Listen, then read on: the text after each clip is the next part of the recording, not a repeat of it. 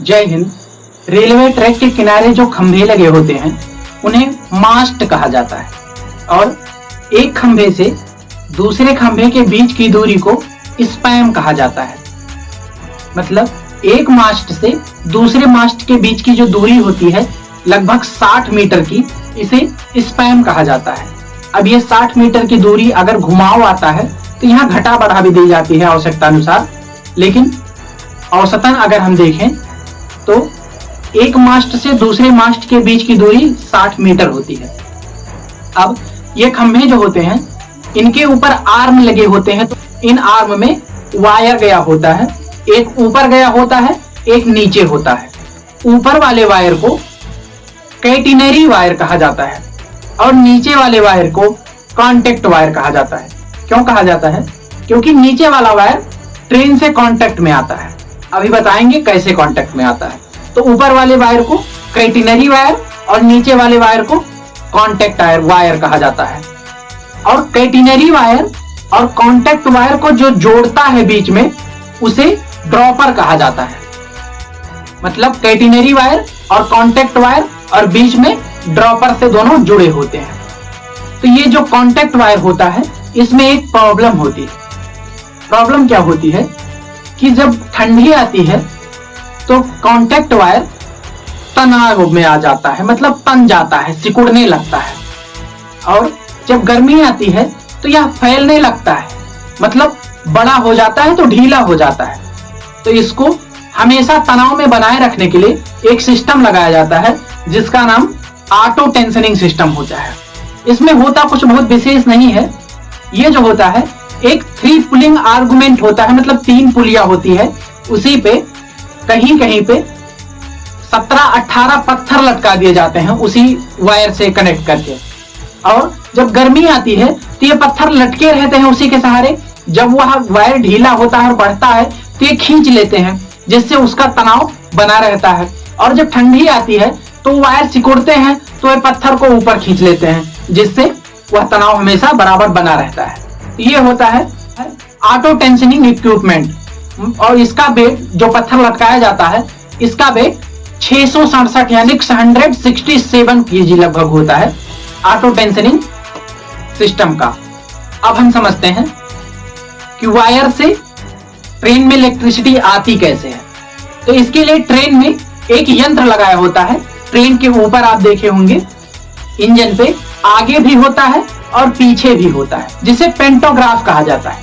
यह पेंटोग्राफ नीचे से यानी ट्रेन के इंजन से एयर से प्रेशर दिया जाता है, जो एयर प्रेशर से एडजस्टमेंट करता है।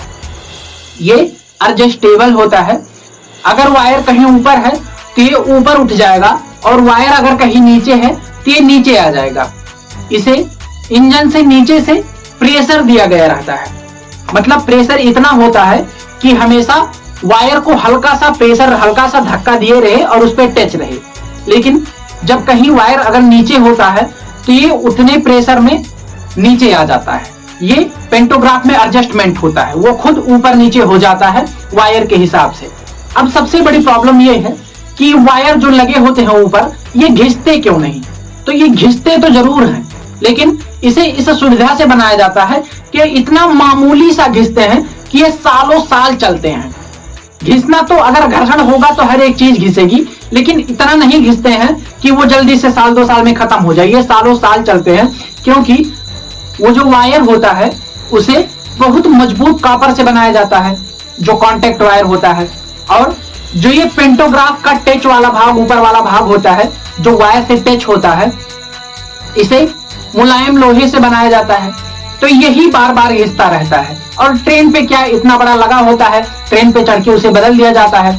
और इसे भी बचाने के लिए वो जो ऊपर वायर लगे होते हैं कांटेक्ट वायर, उसे बिल्कुल एकदम स्ट्रिक्ट, एकदम सीधा नहीं बनाया जाता।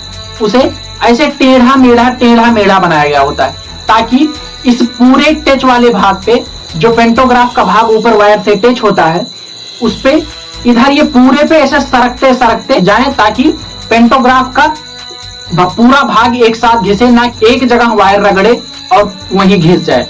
अब हम समझते हैं कि कौन सा सही होता है पेंटोग्राफ। इंजन में जो आगे की तरफ लगा होता है वो, या इंजन में जो पीछे की तरफ लगा होता है वो।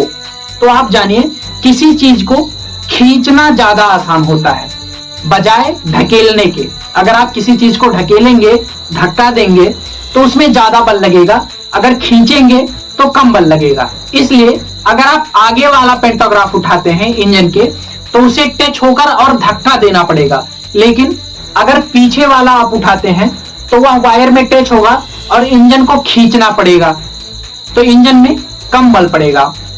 भले ही मामूली सा बल लगता है, लेकिन भाई जितना हो सके उतना ही बचाना जरूरी है, उतना ही फ्यूल बचेगा। जैसे आप एरोप्लेन में देखे हैं तो जो एयर होस्टेस होती हैं वो अधिकतर लड़कियां ही होती हैं, और पतली पतली लड़कियां। क्या अगर एक मोटी हो जाएगी, 2-4 किलो वेट बढ़ जाएगा तो कितना फ्यूल लग जाएगा, लेकिन जितना हो सकता है उतना बचाया जाता है। इसीलिए पीछे वाला उठाया जाएगा तो खींचने में आसानी होगी, इंजन पे कम लोड होगा, जिससे कम फ्यूल लगेगा। आशा करता हूं जानकारी आपको अच्छी लगी होगी। मिलते हैं अगले वीडियो में, तब तक के लिए जय हिंद।